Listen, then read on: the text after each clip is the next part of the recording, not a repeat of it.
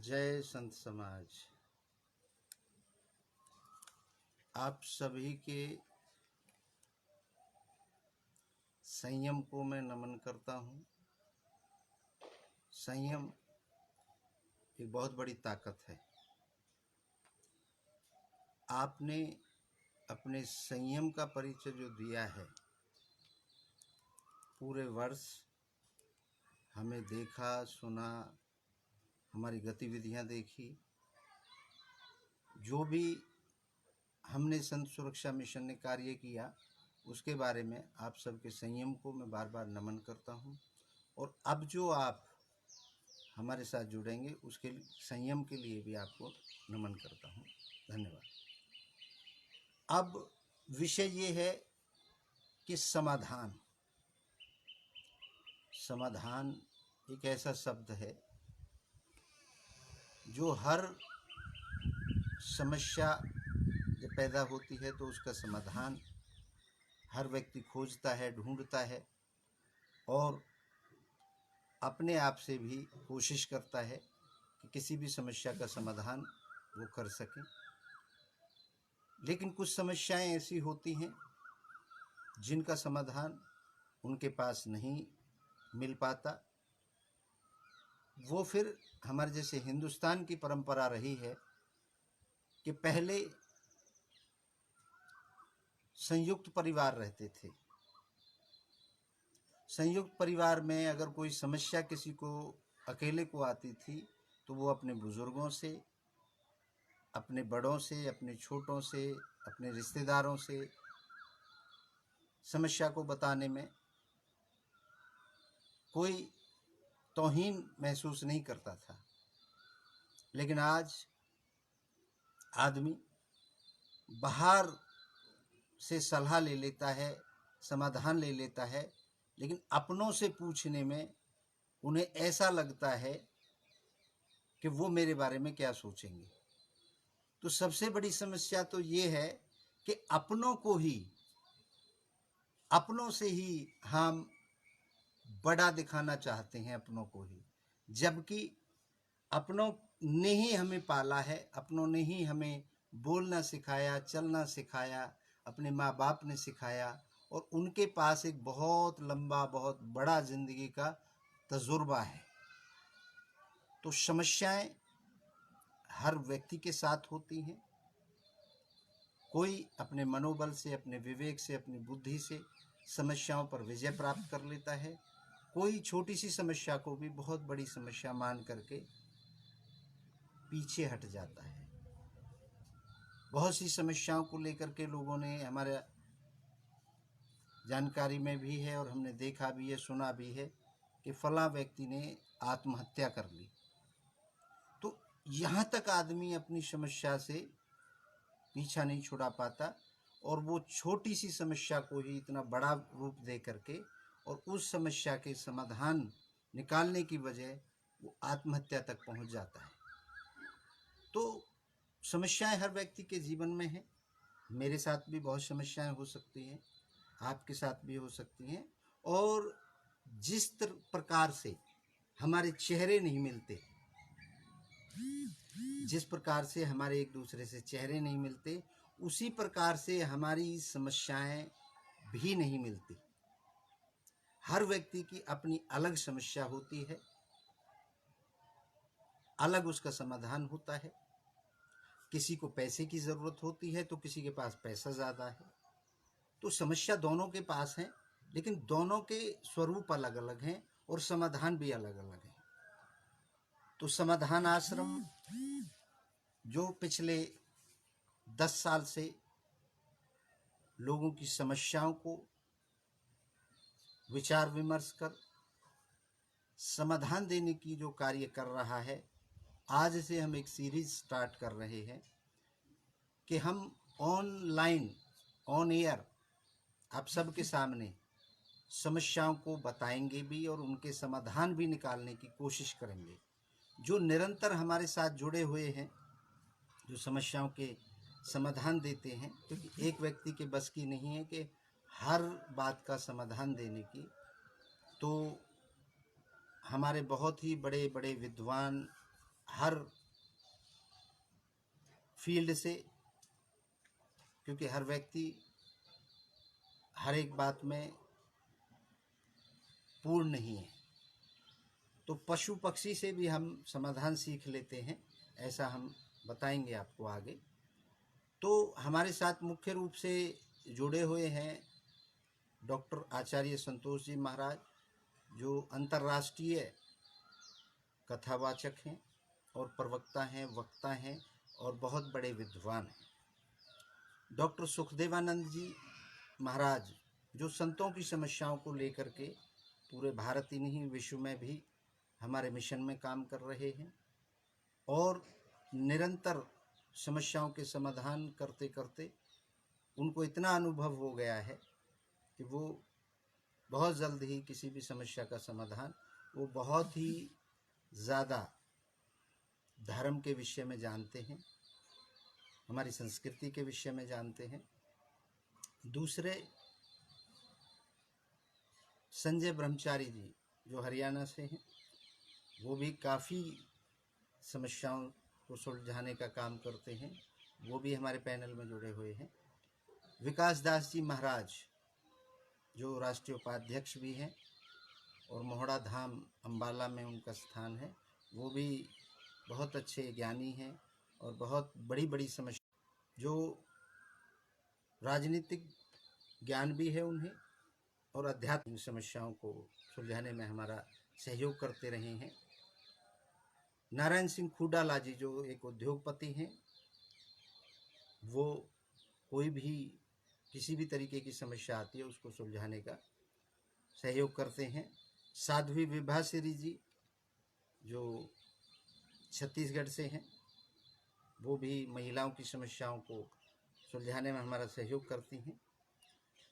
किन्नर समाज से हसीना बुआ जी मध्य प्रदेश से हैं, वो किन्नरों से संबंधित समस्याओं के समाधान के लिए हमें सहयोग करती हैं, उनका भी बहुत बहुत धन्यवाद।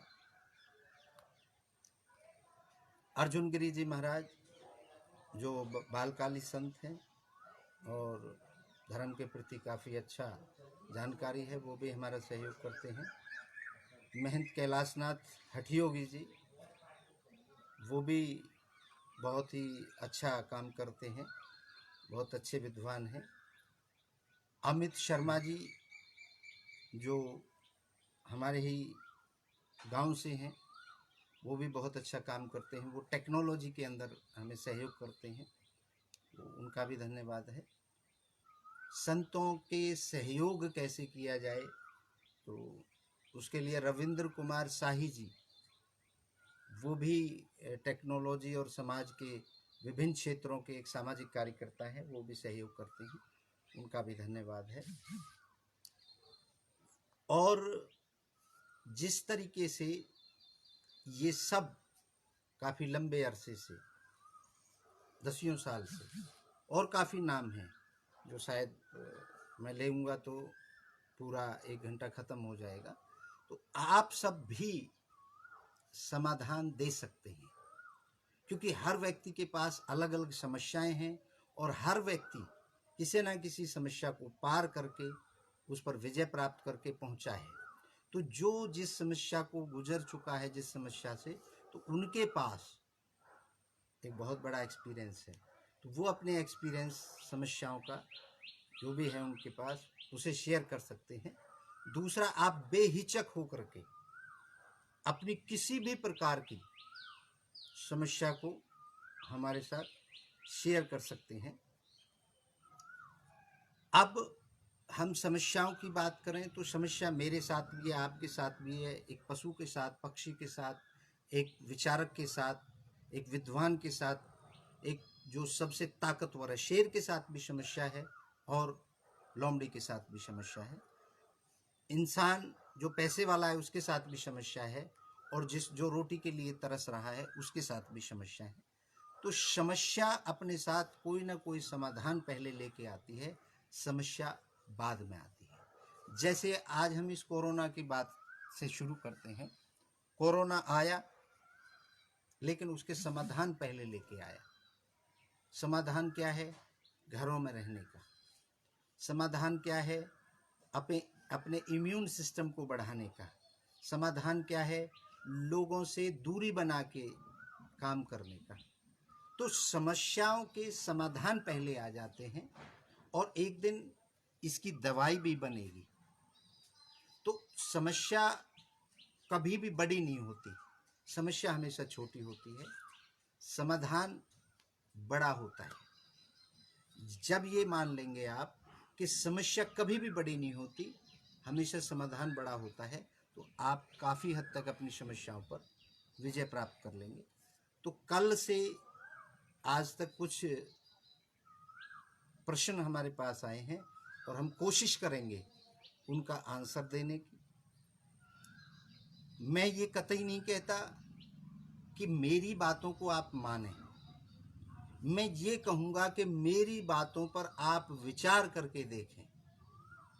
हो सकता है मेरी बात आपके विचार से ठीक भी हो सकती है और गलत भी हो सकती है, ठीक है। किसी भी तरीके से कोई भी बात आप सुने, देखें, समझें, उसके बाद अपनी राय भी दें। हो सकता है कि कोई हम आपको समझाने में उन शब्दों को नहीं पेश कर पाएँ जो आपकी समस्या के अनुकूल है, तो हम उसको दोबारा से भी बताने का काम करेंगे। आप बेझिझक रहिए, ये पहला प्लेटफॉर्म है जो कोशिश करेगा कि विद्वानों को एक मंच पर ला करके और उनसे समस्याओं के समाधान पूछ करके उन समस्याओं के समाधान निकालने के लिए कार्य शुरू कर रहा है। 12 बजे हर दिन हम 1 घंटे के लिए कोशिश करेंगे, 1 घंटा, सवा घंटा, पौना घंटा, जितना भी आप और हम सहन कर सकेंगे उतनी हम बातें करेंगे। खैर, हम शुरू करते हैं। एक क्वेश्चन आया है, अपने माँ बाप और अपने विरासत की वजह से आगे नहीं बढ़ पा रहा हूँ। मेरी तरक्की को रोकने में जो मेरे पिताजी का बहुत बड़ा हाथ है, क्योंकि हम गरीब परिवार से आते हैं। जी, ये एक सामाजिक क्वेश्चन है। मेरी समस्या ये है कि मेरे पिताजी और उन्होंने मुझे कोई सपोर्ट नहीं किया और हमें गरीब परिवार से आते हैं। तो सबसे पहले मैं ये कहूँगा आपसे, गरीब होता कौन है? गरीब होता कौन है? क्या पैसे को ही अमीरी और गरीबी से जोड़ा जा सकता है? ये सोचने का विषय है। लोग आज इस अंधी दौड़ में पैसे को तवज्जो ज़्यादा दे रहे हैं। आज आप देख सकते हैं, आज ही अभी का क्वेश्चन है, क्या पैसा आपकी ज़िंदगी बचा सकता है? क्या पैसे से आप अपनी जान खरीद सकते हैं? केवल भोजन की आज हमें ज़रूरत है और जीवन में जीने के लिए केवल एक भोजन की ज़रूरत है। और अगर हमें भोजन मिल रहा है, हमारे पिताजी ने, हमारे माताजी ने हमें जन्म दिया, हमें पाला, पनोसा, बड़ा किया और उसके बाद आज हमें इतना सोचने पर इतना बड़ा रास्ता भी दे दिया और सोचने के लिए हमें एक इस तरीके की बुद्धि विकसित कर दी कि हम अपने लाइन, अपना तरीका खुद तय कर सकते हैं। अगर हम ये रोना रोता रहेंगे कि हमारे माँ बाप गरीब हैं, हम इसलिए नहीं बढ़ सकते, तो हजारों एग्जाम्पल हैं दुनिया के अंदर कि जिनके माँ बाप गरीब रहे हैं। और सबसे बड़ा एग्जाम्पल आपके देश के अंदर है धीरू भाई अंबानी। क्या वो अगर ये रोना रोते कि मेरे माँ बाप गरीब घर में मैं पैदा हुआ, मेरे माँ बाप ने मुझे इतना सामान नहीं दिया, लेकिन उन्होंने उस बात को छोड़ करके आगे बढ़ने का काम किया और अपनी बुद्धि और विवेक से पूरा खोला, पूरे विश्व को देखा, पूरे सिस्टम को देखा। और ये धरती कभी भी एक जैसी, जब मौसम एक जैसे नहीं रहते, तो एक व्यक्ति अगर धनाढ्य है तो वो कभी भी धनी नहीं रहेगा और जो निर्धन होगा वो धनी बन जाएगा, क्योंकि अगर वो काम करेगा। सबसे बड़ी बात यह है कि आपका आत्मविश्वास और आपका काम करने का तरीका। अगर धीरू भाई अंबानी ये सोचते कि मेरे माँ बाप गरीब हैं तो आज शायद रिलायंस दुनिया के अंदर अपना एक नाम कर रही है। तो हमें ऐसे महापुरुषों से, ऐसे जिन्होंने सिस्टम को बदल के दिखाया, तो उनसे हमें इंस्पायरेशन लेनी चाहिए। और आपके अंदर वो शक्ति छुपी हुई है, आप इस दुनिया में कुछ भी कर सकते हैं, कुछ भी कर सकते हैं, ये मेरा वादा है आपसे। बस आप पास्ट से निकलिए, बीते हुए कल से बाहर निकलिए और अपनी शक्ति को पहचानिए कि आपके अंदर क्या शक्ति है, क्या आप अच्छा कर सकते हैं। तो डेफिनेटली आप आगे बढ़ेंगे और आप वो रोना रोना छोड़ करके आप आगे बढ़ने का, अपनी शक्ति को पहचान करके और एक लाइन पकड़ के आगे बढ़ने का काम करें।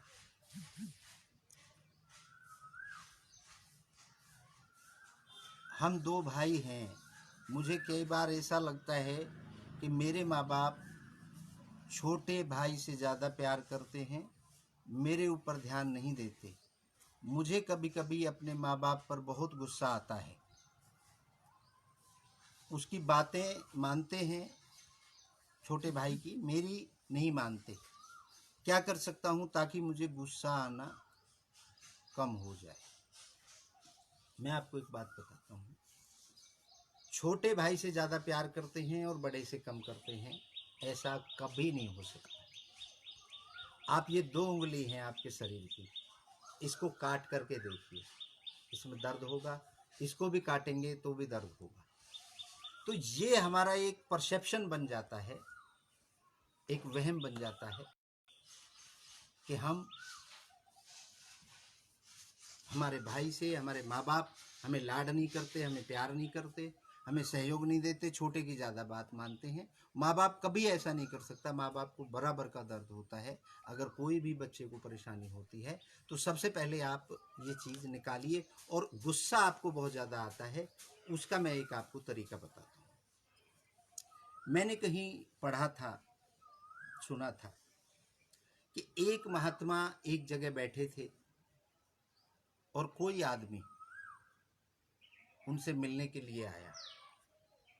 जब उनसे मिलने के लिए आया तो महात्मा जी अंदर थे, वो बाहर से आए।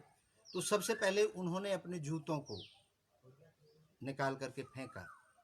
एक विदेशी लेखक ने लिखा है अपनी किताब में, वो हिंदुस्तान के अंदर आया था। तो उन्होंने अपने जूतों को उतारा और फेंक दिया और उन्होंने दरवाजे को जोर से धक्का मारा और अंदर चले गए महात्मा जी के पास।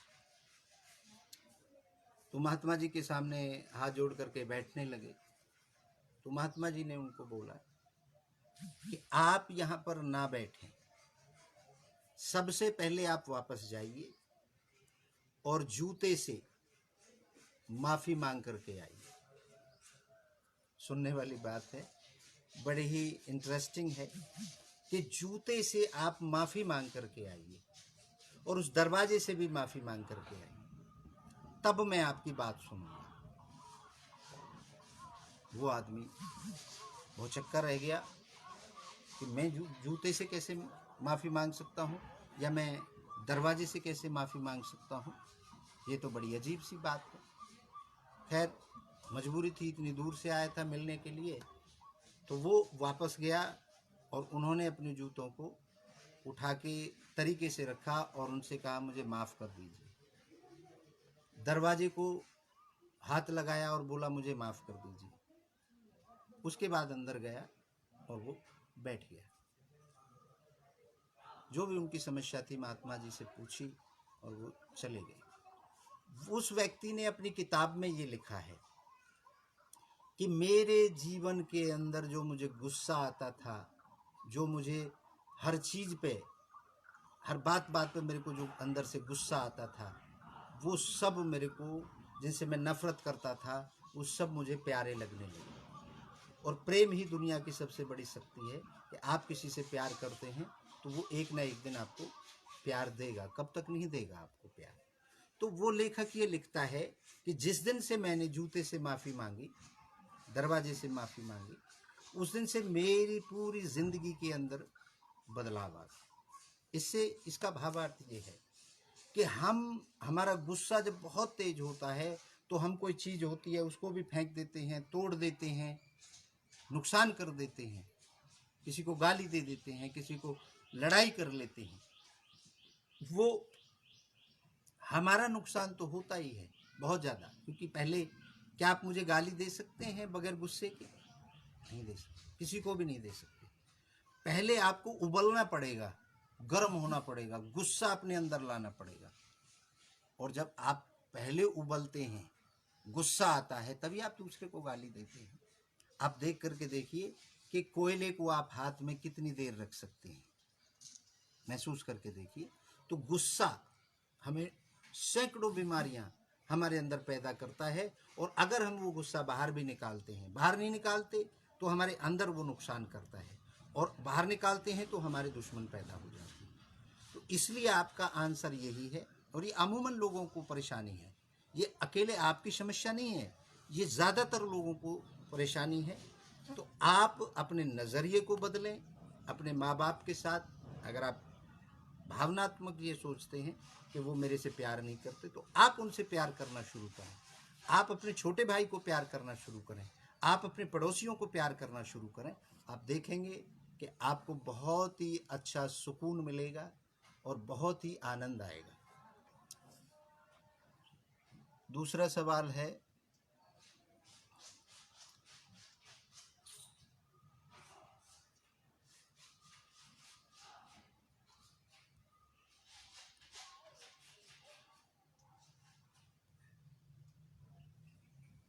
मुझे गुस्सा बहुत आता है और मुझे डर लगता है कि मैं अगर इस काम को करने जाऊंगा, उसमें किसी ने मुझे कुछ कह दिया तो मैं नहीं कर पाऊंगा, और मेरी और उसकी लड़ाई हो जाएगी।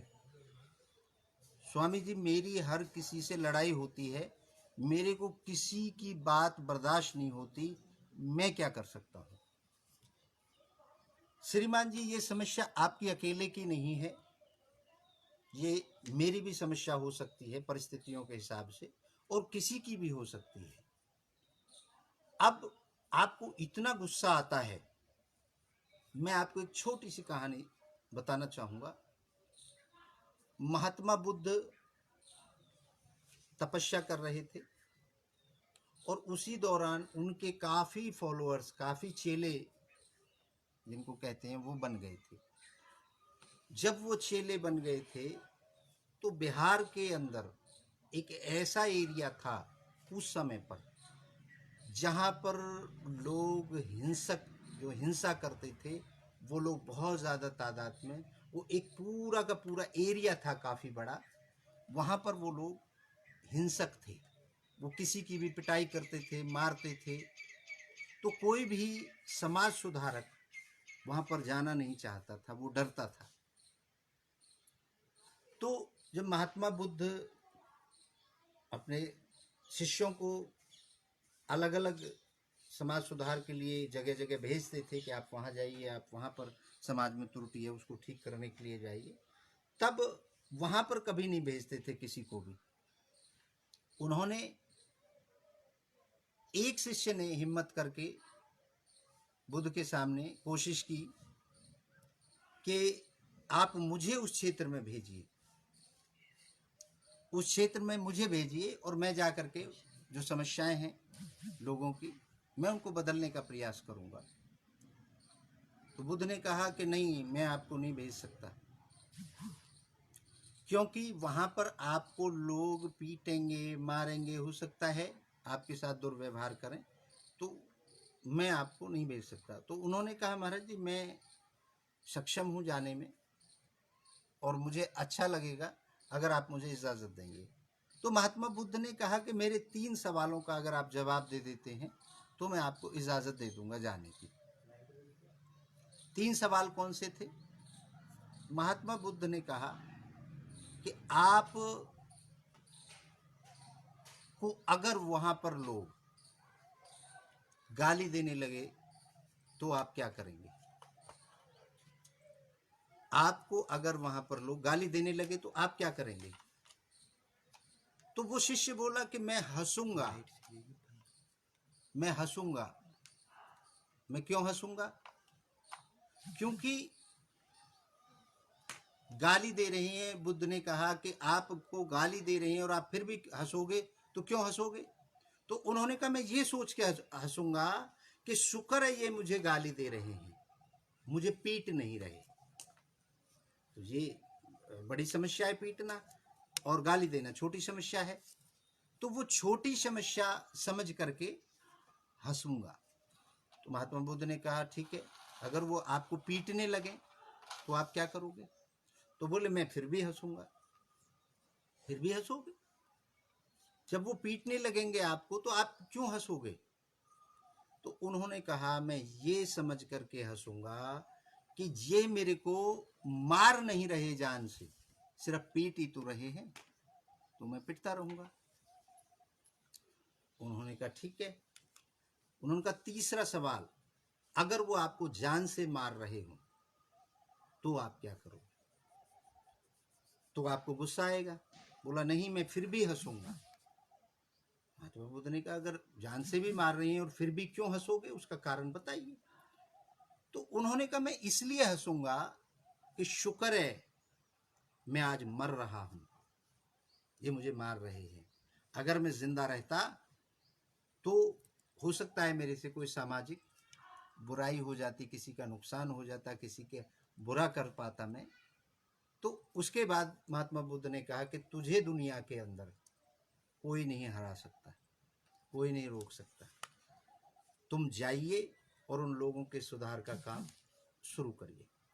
तो श्रीमान जी, गुस्से आने की इस कहानी से भी आप सीख सकते हैं, इस कहानी से भी आप समझ सकते हैं कि आपको जिस बात पर भी गुस्सा आता है, जिससे भी लड़ना चाहते हो, तो आप उनके अंदर एक आदर महसूस करना शुरू करिए, उनको आदर से देखिए, उनका सम्मान करना शुरू करिए, उनकी बुराइयों को एक साइड हटा दीजिए। उनके अंदर अगर कोई अच्छाई है तो आप उसको देखना शुरू करिए। आप देखेंगे कि आप धीरे धीरे करके आपके नेचर में, आपके गुस्से पे अपने आप कंट्रोल हो जाएगा। और ये जो बातें हैं जो हम आपसे चर्चा कर रहे हैं, जो कहानियों की भी बात कर रहे हैं, ये सच्ची कहानियाँ हैं, क्योंकि महात्मा बुद्ध अगर सच्चे थे तो उनकी बातें भी सच्ची थी। और दूसरा, इन पर आप भरोसा करें ना करें, इनसे आप सीखें ना सीखें, ये मेरे बस में भी नहीं है, किसी के भी बस में नहीं, ये आपके अपने बस में है। आप किसी भी छोटी सी बात से सीख सकते हैं।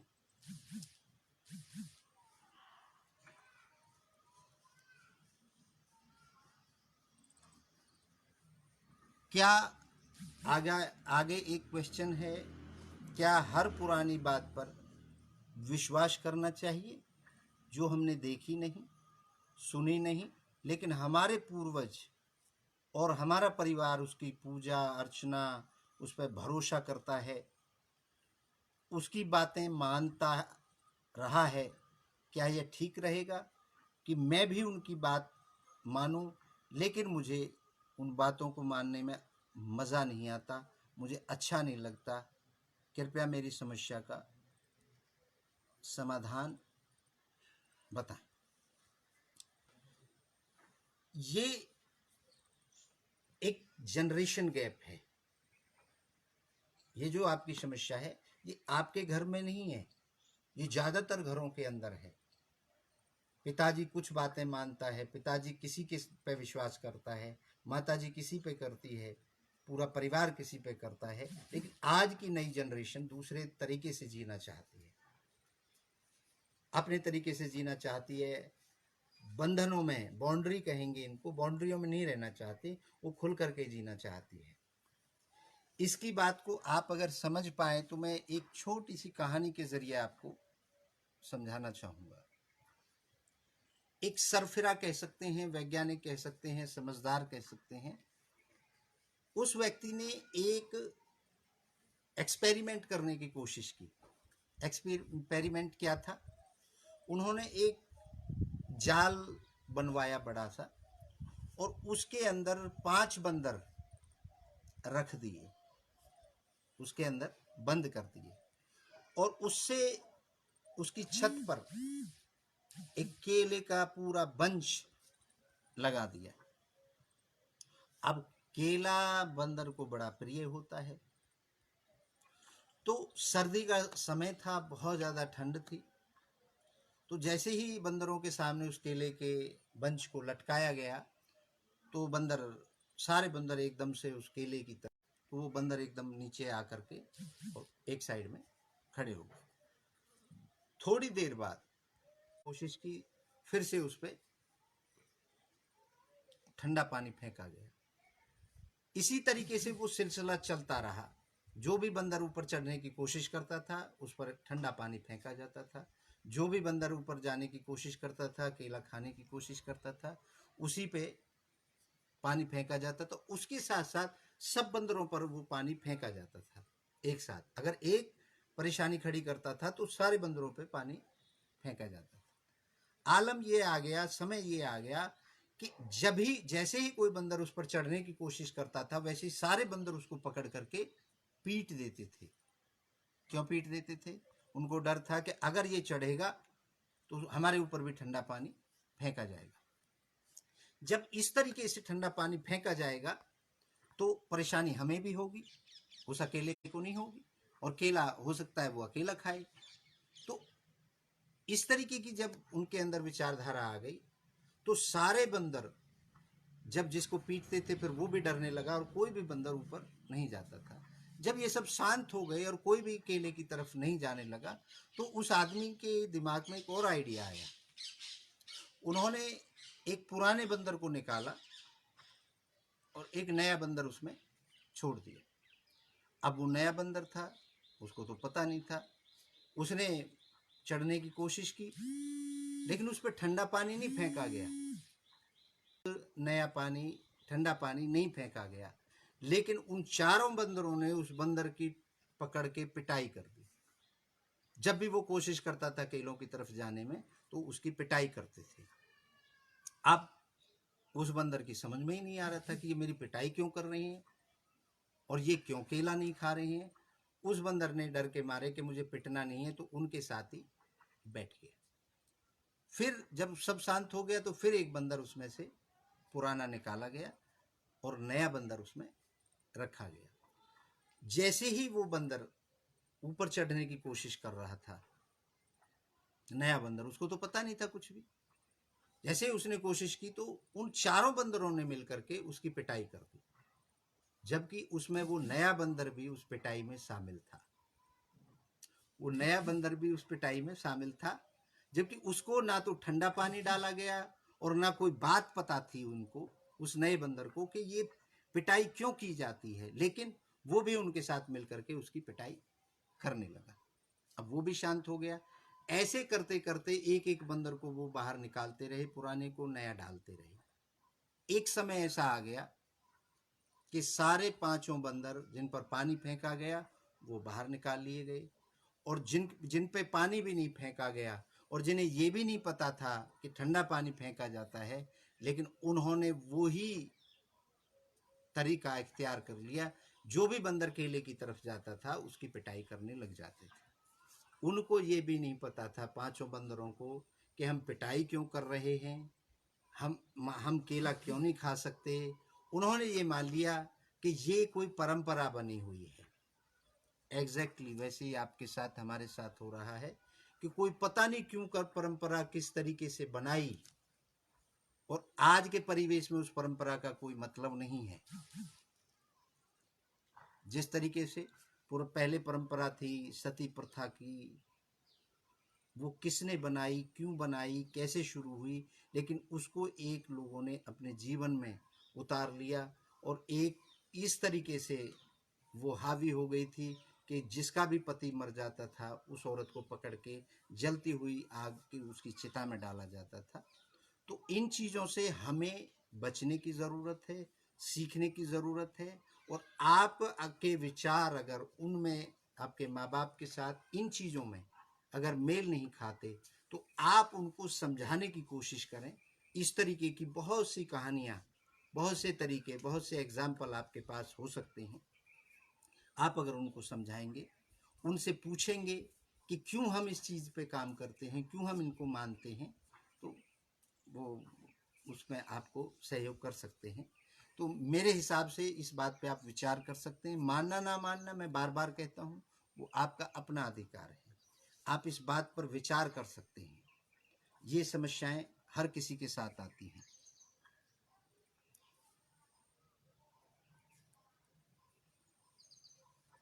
मैं कुछ अलग करना चाहता हूँ। अगला प्रश्न है, कुछ अच्छा करना चाहता हूँ। मैं हमेशा अन्याय के खिलाफ आवाज़ उठाना चाहता हूँ, लेकिन मुझे मेरे घर वाले, मेरे आस पड़ोस वाले कह देते हैं कि तू नहीं कर सकता। और काफ़ी लोगों के एग्जाम्पल मुझे देते हैं कि फला आदमी ने ये काम किया था, वो आदमी, उसकी हालत आज बहुत ख़राब है। मेरे से कहते हैं कि आप कामयाब नहीं हो सकते। मैं बहुत ही ज़्यादा परेशान हूँ। मैं उनको समझा नहीं पाता। मैं क्या कर सकता हूँ स्वामी जी? ये श्रीमान जी आपकी, ये इंदौर से हैं, इंदौर से। ये आपकी अकेले की समस्या नहीं है। सतीश गोलबोड़े जी, ये सतीश जी आपकी अकेले की समस्या नहीं है। ये ज़्यादातर लोगों की समस्या है। क्योंकि मान लीजिए किसी के पिताजी ने नौकरी करी है, उनको बिजनेस करने से डर लगता है, और उनका बच्चा बिजनेस करना चाहता है तो वो घबरा जाते हैं। वो दूसरे के, एक बिजनेसमैन के यहाँ नौकरी कर सकते हैं, लेकिन अपना बच्चा अगर नौकरी बिजनेस करना चाहता है तो उसे एग्जाम्पल दे देते हैं कि फला आदमी, ये हमारे बहुत ही ज़्यादा, ये हिंदुस्तान के अंदर मोस्ट ऑफ, मैं ये नहीं कह रहा, छोटे बड़े से बड़े खानदानों में भी ये परंपरा चली आ रही है। बड़े गर्व के साथ बहुत लोग कहते हैं जो बिजनेस में कामयाब हो गए कि महाराज जी मेरा पूरे परिवार में किसी ने भी बिजनेस नहीं किया, मैं पहला व्यक्ति हूँ जिसने बिजनेस करना शुरू किया। मेरे रिश्तेदार, मेरे रिलेटिव, मेरे अपने परिवार वाले सारे जॉब करते हैं, कोई सरकारी कोई प्राइवेट, लेकिन किसी ने बिजनेस नहीं किया। मैंने शुरुआत करी और मैं अपना कामयाब हुआ हूँ। हिंदुस्तान पे के विचारधारा पे ये शूट करती है ये कहानी। हमारे यहाँ क्या है, कुआं था, उस कुएं के अंदर 50, 100, 200 मेंढक थे। जब भी कोई मेंढक कुएं से बाहर निकलने की कोशिश करता था तो सारे मेंढक चिल्लाने लगते थे, तू नहीं निकल सकता। कोई जरूरी नहीं है। हमारे बुजुर्गों ने भी कोशिश करी, हमने भी कोशिश करी, बहुत से मेंढकों ने कोशिश करी, लेकिन कोई भी कुएं से बाहर नहीं निकल पाया। सारे चिल्लाने लगते थे तो उसका मनोबल टूट जाता था। वो जो कोशिश करता था उसको भी वो ख़त्म करके वो वहीं रुक जाता था। ऐसे बहुत मेंढकों ने कोशिश करी बाहर निकलने की, लेकिन नहीं निकल पाए। एक मेंढक ने कोशिश करी और कोशिश करी, सब ने उसके पीछे हल्ला मचाया, नहीं निकल सकता, आज तक कोई नहीं निकला, तू बदल नहीं सकता इस बात को, कोई बाहर ही नहीं निकल सकता। लेकिन आप हैरानी की बात ये रही कि वो मेंढक बाहर निकल गया। वो मेंढक बाहर क्यों निकल गया, कैसे निकल गया? जब इस बात पे गौर किया गया तो वो मेंढक बहरा था।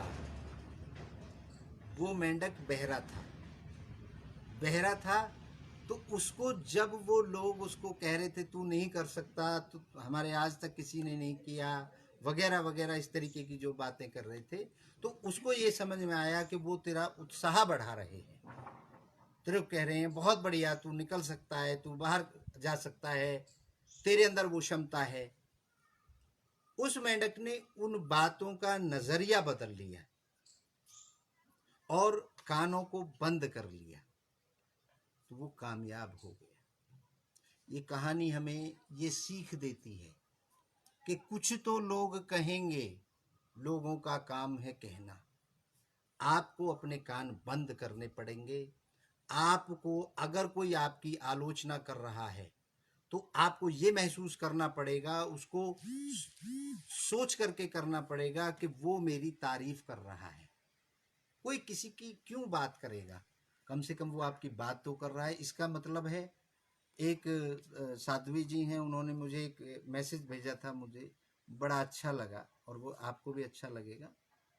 पूरा मेरे को याद नहीं है, लेकिन उन्होंने उनका सार मेरे को याद है कि लोग बुराई तो जिंदों की करते हैं, लोग बुराई जिंदों की करते हैं, अरे मुर्दों की तो तारीफ होती है। मुर्दों की कोई बुराई नहीं करता, मरने के बाद तो सब तारीफ करते हैं। तो अगर आप जिंदे हो तो आपकी बुराई जरूर होगी, इसको आप दिल पर ना लें और अपने काम को आगे बढ़ाएं। आप बढ़िए, हमारा शुभकामनाएं आपके साथ हैं और कभी भी कोई समस्या अगर आपको आती है तो आप हमें बात कर सकते हैं।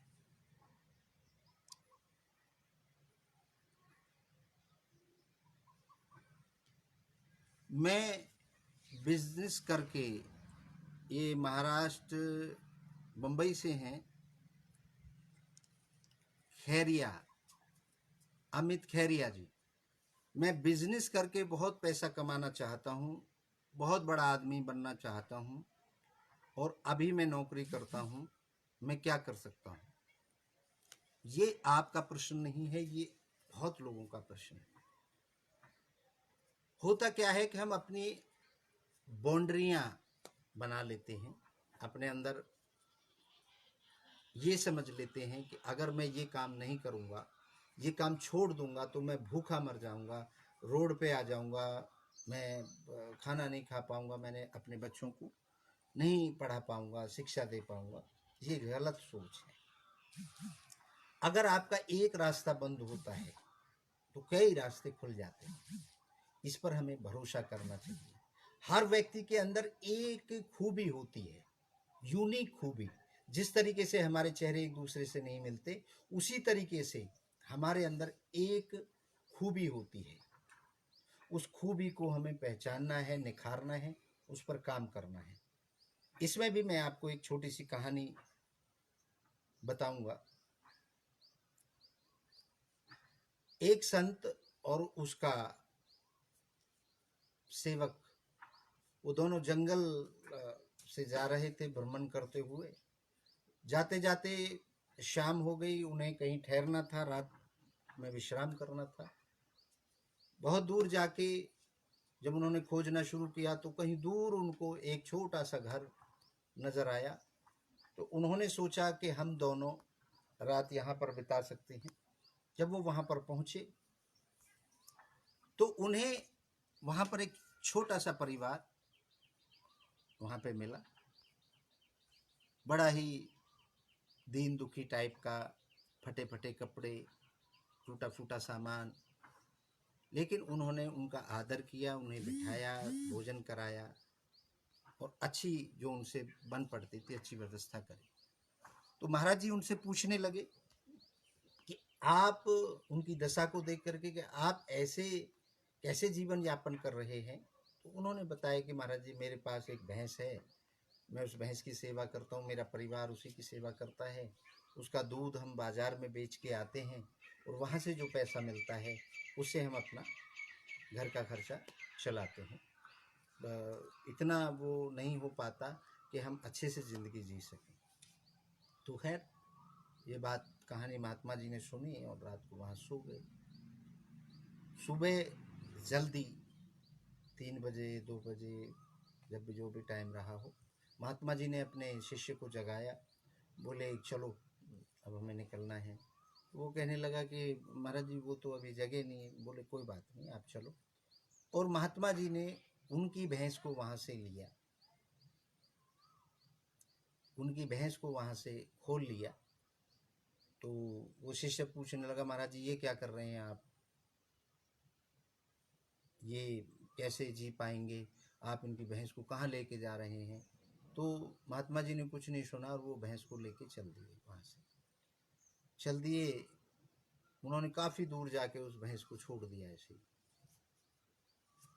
काफ़ी दूर जाके जो वो भैंस वहाँ से वापस ना आ सके। तो वो शिष्य बड़ा परेशान रहा कि जिन्होंने हमारी इतनी सेवा करी, हमें आसरा दिया, और आपने उनकी भैंस को, जो उनका एक आखिरी सहारा था, उसको आपको हटा दिया। तो ये बहुत बुरा हुआ महाराज जी। महाराज जी कुछ नहीं बोले और वो अपना वहाँ से चले गए। खैर महात्मा जी बड़े बुढ़े थे, वो गुजर गए, उनका शरीर पूर्ण हो गया। उसके बाद उस आश्रम का जो गद्दीसीन हुआ वो शिष्य था, लेकिन उस शिष्य के दिमाग में वो ऐसी घटना थी जो कभी निकल नहीं पाई। 10-15 साल के बाद उस शिष्य ने, जब वो महात्मा बन गया, उसने सोचा कि मैं वहाँ देखता हूँ, वो परिवार तो मर गया होगा, चला गया होगा, वो तो ख़त्म हो गया होगा, क्योंकि एक सहारा था, वही हमने उनका हटा लिया महाराज जी। तो जब वो वापस गया तो उसी रास्ते पे गया, वहाँ पहुँचा, देखा तो उन्होंने देखा कि उसी जगह पर एक बहुत शानदार मकान बना हुआ है, बहुत से लोग काम पे लगे हुए हैं और अच्छा सा मकान है। तो वो वहाँ हिम्मत करके वहाँ पहुँचा। उसने सोचा कि वो यहाँ से चले गए होंगे भूख से मर के, या मर गए होंगे और किसी और को ज़मीन दे गए, वो यहाँ पे काम कर रहे हैं। जब वो अंदर पहुँचे तो वो भौचक्के रह गए, वो महात्मा जी, कि वही व्यक्ति था और उसके पास सारी ठाट बाट, सारी व्यवस्थाएं थी। उसके बच्चे बहुत अच्छे तरह, अच्छे कपड़े, अच्छा रहन सहन, बड़ा सा मकान, हर सुविधा उनके पास थी। और वो लकड़ी का काम उनका चल रहा था, काफ़ी नौकर थे और काफ़ी लंबा उनका व्यापार था। तो उस जो शिष्य था महात्मा का, वो महात्मा बन चुका था, तो उन्होंने पूछा कि आप फला फला हैं? बोला जी हाँ मैं वही हूँ। कि आप इतने बड़े कैसे बन गए, इतना पैसा कहाँ से आ गया, आपने क्या कैसे क्या हुआ, किसी ने आपको दे दिया क्या? तब उन्होंने एक कहानी बताई कि पता नहीं, एक दिन एक महात्मा जी और उनका शिष्य यहाँ पर आए थे, रात को ठहरे थे, सुबह वो यहाँ से हमें बगैर बताए चले गए। पता नहीं उसी रात को हमारी भैंस भी खुल करके पता नहीं कहाँ चली गई, हमें मिली नहीं। और जब नहीं मिली तो फिर हम 1-2 दिन 3 दिन चुप बैठे रहे, देखा कि अब हमारी भैंस नहीं आएगी। तो फिर हमने दूसरी चीज़ों पर सोचना शुरू किया, और सोचना शुरू किया तो यहाँ पर हम जंगल में रहते हैं, यहाँ लकड़ियाँ हैं, तो हमने लकड़ियों को काटा, क्योंकि पेट तो भरना था, ज़िंदा तो रहना था। फिर हम उन लकड़ियों को लेके बाज़ार गए, तो वो लकड़ी बेच के लाए। तो फिर हमारे पास एक विकल्प हो गया कि यहाँ पे जंगल है, खूब लकड़ियाँ हमने काटी, वहाँ बेचे, धीरे धीरे धीरे धीरे। अब हम पूरे बहुत बड़े एरिए में दूर दूर तक हमारी लकड़ियाँ सप्लाई होती हैं। अब हम यहाँ के बहुत बड़े लकड़ी के व्यापारी हैं। इससे यही सीख मिलती है कि आप अपनी नौकरी को पकड़े बैठे हैं, उस नौकरी को अगर आप छोड़ेंगे नहीं तो आप बड़े बनेंगे। बड़े से मेरा मतलब है, बड़े से ये नहीं पैसे कमाओगे, बड़े से मतलब है कि आप अपने विचारों को आज़ादी नहीं दे पाओगे। जो विचार आपके बिजनेस करने के, काम करने से, जो भी आपके अंदर खूबी है, उस खूबी को लेकर के आप आगे बढ़ें और नौकरी को आप सबसे पहले छोड़ें। सबसे पहले नौकरी को छोड़ें। जब नौकरी को छोड़ देंगे तभी आप उस पर फोकस कर पाएंगे, जो भी आप, क्योंकि पहले से आपने सोचा होगा मैं इस तरीके का बिजनेस करूँगा। तो मेरी आपसे, आपके साथ शुभकामनाएं हैं, और उन सभी लोगों के साथ शुभकामनाएं हैं जो इस तरीके की दलदल में फंसे हुए हैं और कोई भी डिसीजन लेने में घबराते हैं।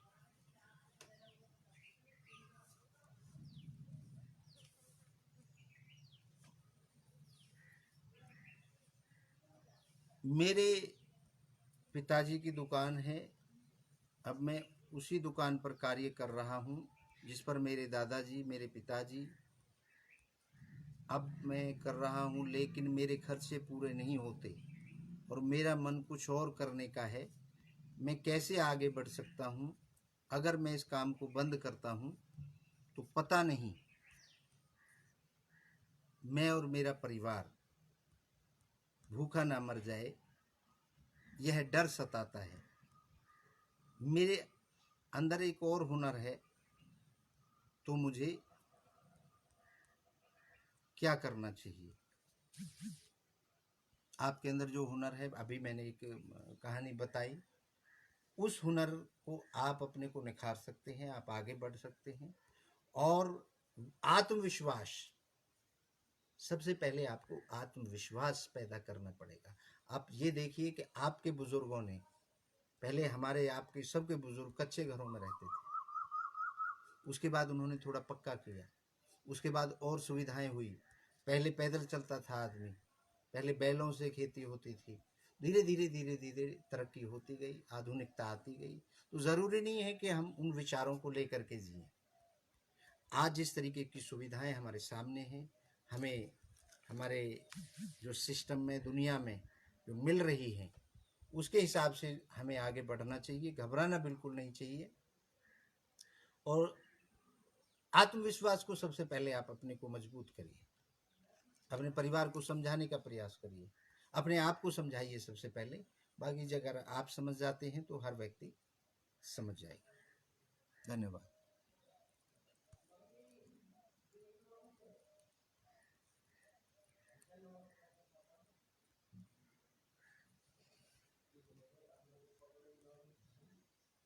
पैसा, एक प्रश्न आया है कि मेरे पास पैसा नहीं है, मैं बहुत सारा पैसा कमाना चाहता हूँ,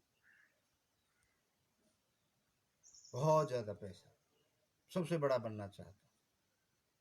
जिस तरीक़ा से रिलायंस आज, अभी मेरा टर्नओवर हजारों करोड़ का है, मैं एक उद्योगपति हूँ, बहुत पैसा कमाना चाहता हूँ। ये एक छोटा सा एग्जाम्पल आपको मैं दूंगा, जिससे शायद आपको समझ आए, तो आप समझ सकते हैं। सिकंदर का नाम सबने सुना है। सिकंदर पूरे विश्व के अंदर अपना साम्राज्य खड़ा करना चाहता था, और किया। उन्होंने, बताते हैं कि कब्र के अंदर से भी, जो कब्र होती है वहाँ पर मुर्दा होता है, उसके मुंह में पैसा डाला जाता है, तो उन कब्रों को भी खोद करके मुंह में से जो पैसा होता था, सिक्का जो होता था, उसको भी निकाल लिया। इतना बड़ा बीमार था, उसको किसी भी कीमत पर पैसा पैसा पैसा चाहिए। तो ऐसे ही वो सब पर विजय प्राप्त करते करते भारत के अंदर आ गया, और भारत वो भूमि है जहाँ पर हर व्यक्ति कुछ ना कुछ सीख लेके जाता है, और फिर उसका जीवन बदल जाता है। तो ये जो सिकंदर ने कहा था अपने परिवार से, अपने बच्चों से, अपने सभी अनुयायियों से यही कहा था कि आप, जब मैं मरूं, मेरे हाथ बाहर निकाल देना, ताकि दुनिया को ये मैसेज जाए कि मैं साथ कुछ भी लेके नहीं जा रहा। ये तो एक आखिरी बात है, लेकिन उसको ये बात सीख कहाँ से मिली, वो मैं आपको बताता हूँ। जब वो भारत के अंदर आया, तो भारत के अंदर सिकंदर का नाम सुनते ही सारी दुनिया भागती थी, घूमती थी, छुप जाते थे, और सब कुछ उसको दे देते थे, उसकी सेना को। लेकिन एक महात्मा एक पेड़ के नीचे बैठा अपना आनंद से भगवान का भजन कर रहा था, वो भागा नहीं। पहले कुछ सैनिक आए, उन्होंने खूब भगाया, खूब डराया कि मैं आपको मार देंगे, काट देंगे, सिकंदर आ रहा है। तो उन्होंने कहा पता नहीं कौन है सिकंदर, अरे दुनिया जानती है, दुनिया डरती है। बोले मुझे नहीं पता, मैं नहीं डरता किसी से भी। कह रहे मार देंगे, काट देंगे। उसको डराने की कोशिश की महात्मा को, लेकिन महात्मा नहीं डरा। वो वापस लौट गए। उन्होंने बोला सेनापति से, सेनापति आया, उसने प्रयास किया, फिर वो भी लौट गया। आखिर में सिकंदर तक बात पहुंची कि एक महात्मा है जो डर नहीं रहा, जो हमारी बात नहीं मान रहा, वो भाग नहीं रहा हमारे डर के मारे।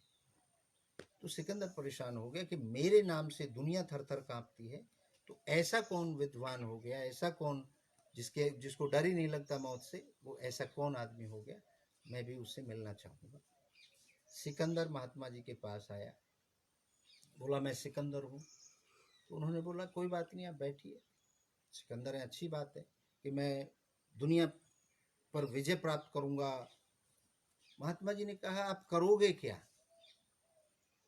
आप करना क्या चाहते हो। कह रहा मैं उस देश पे मैं राज कर लिया, उसको भी अपने कंट्रोल में कर लिया, पूरे विश्व को मैं कंट्रोल करूँगा, इतने लोगों को मार काट रहा हूँ, सबको सबके ऊपर मैं राज करूँगा। उनका उसके बाद क्या करोगे? कह रहे उसके बाद मैं सम्राट बन जाऊँगा। उसके बाद आप क्या करोगे? उसके बाद मैं आनंद लूँगा, हर तरीके की सुख सुविधाएं होंगी मेरे पास। उसके बाद क्या करोगे? उसके बाद मैं आराम करूँगा। तो उन्होंने कहा अगर मैं क्या कर रहा हूँ, मैं भी तो आराम कर रहा हूँ। ना मैं किसी को डराता, ना मैं किसी को धमकाता, ना मैं किसी के साथ बुरा करता, तो मैं भी आराम कर रहा हूँ। अगर आपको आराम ही करना है तो मेरे साथ बैठ जाइए, आराम हो जाएगा। इतना मार काट करने की, इतने लोगों की बद्दुआ लेने की, इतने लोगों को परेशान करने की क्या ज़रूरत है? तो सिकंदर बड़ा बुद्धिजीवी था, विद्वान था, समझदार था। तो सिकंदर ने कहा कि आपको इतनी बड़ी समझदारी, इतनी बड़ी ताकत कहाँ से मिली? तो महात्मा जी ने अपनी कहानी सुनाई कि मैं भी तुम्हारी तरह था, मैं भी एक परिवार का मुखिया था, मैं उस परिवार को चलाता था, कमा के लाता था और सबको उनके ज़रूरत के हिसाब से उनका काम करता था। करते करते एक दिन मुझे कोई, मेरे ही परिवार के लोगों ने कोई ऐसी बात कही, मेरी पत्नी ने, इतना करने के बावजूद भी, कि मुझे वो अच्छी नहीं लगी। तो मैंने कहा कि मैं इस घर को छोड़ के जाता हूँ। तो मैंने अपने जो मेरे ज़रूरत का सामान था, मेरे कपड़े थे, मैंने गठरी में बांधे और मैं लेकर के चल दिया। जब मैं चल दिया तो कहीं मैं उस गठरी को रख के मैं कोई नित्य कर्म करने के लिए मैं कहीं किसी झाड़ी के पास चला गया। तो जब मैं वापस आया वहाँ से तो मेरी गठरी गायब थी, कोई उसको उठा के ले गया। मुझे बड़ा दर्द हुआ, मैं बड़ा परेशान हुआ। उससे पहले जब घर छोड़ा बड़ा मैं दुखी हुआ, परेशान हुआ। धीरे धीरे करके अब मेरे पास सिर्फ मेरे कपड़े थे।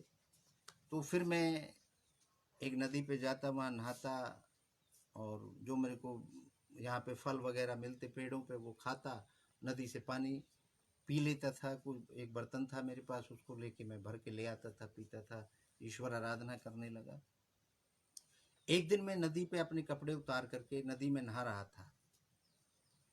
जैसे ही मैंने नदी में नहाया, नीचे गया, पता नहीं कौन मेरे कपड़े उठा करके वहाँ से ले गया। अब मेरे पास सिर्फ एक लंगोटा रह गया जिससे मैं नहा रहा था। मैं बड़ा दुखी हुआ कि ये कपड़े थे मेरे। तो मेरे को फिर नींद भी नहीं आती थी, क्योंकि मेरे पास सिर्फ एक पानी का कमंडल बचा था जिसमें मैं नदी से पानी लेकर के वहाँ आता था। तो अब मैं ये समझता था कोई मेरे इस कमंडल को भी ना ले जाए, इसलिए मैं जब भगवान का भजन करता था या सोता था तो मैं संपूर्ण नहीं सोता था, संपूर्ण भगवान का ध्यान नहीं कर पाता था, उसका ध्यान रखता था। खैर ये चलता रहा सिलसिला बहुत लंबे समय तक। फिर एक दिन जब मैं उस कमंडल को लेकर के जा रहा था पानी भरने के लिए नदी पे, तब मैंने एक कुत्ता देखा। वो कुत्ता वहाँ से दौड़ा दौड़ा आया, उसको प्यास लगी थी शायद, और वो नदी में कूद गया और उसने फटाक से पानी पिया और वो भाग गया वहाँ से। तो मेरे को अजीब लगा कि मैं ये कमंडल लेके इसका ध्यान रखता हूँ, इसको अपने पास रखता हूँ, तो ये पानी तो पीना है, पानी ये भी पी गया। तो क्यों मैं अपनी ध्यान को, अपने धर्म को, अपनी जो ध्यान करता हूँ या मैं अपनी नींद में जब रहता हूँ तो क्यों मैं डिस्टर्ब होता हूँ इससे? तो उस दिन मैंने उस कमंडल को नदी के अंदर फेंक दिया। जब मुझे प्यास लगती थी तो मैं वहाँ से उठ के अपना नदी से पानी पी के चला जाता था। उस दिन से मुझे निश्चिंत रहता हूँ, मुझे किसी भी चीज़ की ज़रूरत नहीं होती, मैं आनंद में महसूस करता हूँ, ना मुझे किसी से डर लगता, क्योंकि डर तब लगेगा जब आपके पास कुछ होगा खोने को। और आपको तो सिकंदर साहब डर लगता है। आपने सम्राट बनने का बीड़ा उठा लिया, जीतने का बीड़ा उठा लिया, और सिर्फ लास्ट में जाकर के आप आराम करेंगे। और मैं आनंद से बगैर किसी का नुकसान किए, बगैर किसी का एक नए पैसे का नुकसान किए मैं भी आराम कर रहा हूँ। तो सिकंदर उस दिन वापस चला गया अपनी सेनाओं को लेकर के, और उसने एक साधारण तरीके से जीवन को जीना शुरू कर दिया। और मौत के समय उन्होंने ये संदेश दिया अपने सैनिकों को, अपने उत्तराधिकारियों को कि जब मैं मर जाऊं और जब मुझे आप दफनाने के लिए ले जाएं तो मेरे दोनों हाथ बाहर कर देना, ताकि लोग देख सकें कि सिकंदर ने इतना लूटा दुनिया को, इतना पैसा इकट्ठा किया, लेकिन वो हाथ खाली लेकर के जा रहा है। हो सकता है इस कहानी से आपको बहुत कुछ सीखने को मिले। हो सकता है ये कहानी आपको अटपटी लगे, गलत लगे, गलत एग्जाम्पल लगे, लग सकता है। मैं सिर्फ आपको विचार करने की बात कह रहा हूँ। आप हर बात पर पहले विचार करें। आपको इतना पैसा है कि आपने सैकड़ों लोगों को नौकरी दे रखी है, सैकड़ों परिवारों को आप पाल रहे हो, अच्छी बात है, बड़ा बनना अच्छी बात है, ज़्यादा समाज सेवा करना अच्छी बात है, लेकिन पागलपन सवार करना कि मुझे तो ऐसे करना है, जिद करिए, अच्छाई के साथ आप बढ़ने की जिद करिए, टारगेट रखिए जीवन में। अगर आपको बढ़ना है, एक बहुत बड़े विद्वान ने लिखा है, मैंने उसको पढ़ा, कि अगर आपका कोई लक्ष्य है, हर आदमी का अलग लक्ष्य होता है और लक्ष्य भी अलग होता है। लक्ष्य एक हो सकता है बहुत लोगों का कि मुझे बड़ा बनना है, लेकिन परिस्थिति वहां पर पहुंचने की, जैसे दिल्ली में किसी को पहुंचना है, सब लोगों का पहुंचने का स्थान दिल्ली हो सकता है, लेकिन चलने का स्थान कोई बिहार से चलेगा, कोई कोलकाता से चलेगा, कोई गुजरात से चलेगा, कोई कहीं से चलेगा। तो हर व्यक्ति का चलने का स्थान, हर व्यक्ति की दूरी दिल्ली तक पहुंचने में, हर व्यक्ति को समय अलग अलग लगेगा, हर व्यक्ति को सवारी अलग अलग लगे। कोई ट्रेन में बैठ के, कोई जहाज में आएगा, कोई अपनी गाड़ी से आएगा, कोई पैदल आएगा जो नज़दीक है, वो अलग अलग अन्य अन्य सवारियाँ हो सकती हैं। तो आप सबसे पहले अपना टारगेट फिक्स करिए, अपना टारगेट फिक्स करिए कि मुझे वहाँ पर पहुँचना है। जब आप उस टारगेट को रख करके अपना कार्य शुरू करते हैं तो डेफिनेटली आप उसी तरीके की विचारधारा आपकी बननी शुरू हो जाएगी। आप सबने बहुत समय दिया, आपके लिए बहुत बहुत धन्यवाद। हमारी जो भी बातें हैं, उन बातों से अगर एक भी व्यक्ति का भला हो जाता है, एक भी व्यक्ति को समाधान मिल जाता है, तो हमारे ये प्रयास, इतने लोगों की प्रयास जो मैंने आपको बताए हैं, आप भी अगर किसी समस्या से जुड़े हुए थे, निकले हैं, संघर्ष किया है, वो समस्या हमारे साथ पास भेज सकते हैं कि मैंने इस पर विजय प्राप्त की, ताकि दूसरे लोगों को इससे फ़ायदा मिल सके। सभी लोग निरंतर हमसे अपनी बातें शेयर कर सकते हैं। कल हम फिर 12 बजे से शुरू करेंगे, 12 बजे, और हमारा विषय ज़्यादातर होगा घरेलू लड़ाई, सास बहू की लड़ाई, पति पत्नी की लड़ाई। इस तरीके के काफ़ी क्वेश्चन हमारे पास आए हुए हैं। तो आज जो क्वेश्चन आएंगे वो हो सकता है उनका नंबर 3 दिन बाद आए, 4 दिन बाद आए। पास भी अगर किसी समस्या से संबंधित कोई कहानी हो, कोई समाधान का प्रोसीजर हो, बहुत बहुत धन्यवाद। मैं सबसे पहले आपको, आपने जो संयम बरता, जो संयम के साथ आप जुड़े रहे, आपने हमारी बातें सुनी, उसके लिए मैं आप सबके संयम को बार बार नमन करता हूँ, धन्यवाद देता हूँ कि आप खुश रहें, अच्छे रहें, स्वस्थ रहें, इस बीमारी से बच के रहें। और जो डॉक्टर और दुनिया के बड़े बड़े वैज्ञानिक, बड़े बड़े बुद्धिजीवी बता रहे हैं कि आप सोशल डिस्टेंसिंग का पालन करें, बहुत ज़रूरी है, क्योंकि इसकी कोई दवाई अभी तक नहीं बनी शायद पूरे विश्व के अंदर। सिर्फ प्रिकॉशन, सावधानी बरतना ही इसका आधार है। तो मैं इन्हीं बातों के साथ आप सबका बहुत बहुत धन्यवाद करता हूँ। और जो भी इसमें जुड़ना चाहता है, अपनी समाधान देना चाहता है, वो भी आएँ, और उनका भी कल हम फिर 12 बजे से फिर आपसे मिलेंगे। जय संत समाज, जय भारत माता। आपको बहुत बहुत धन्यवाद।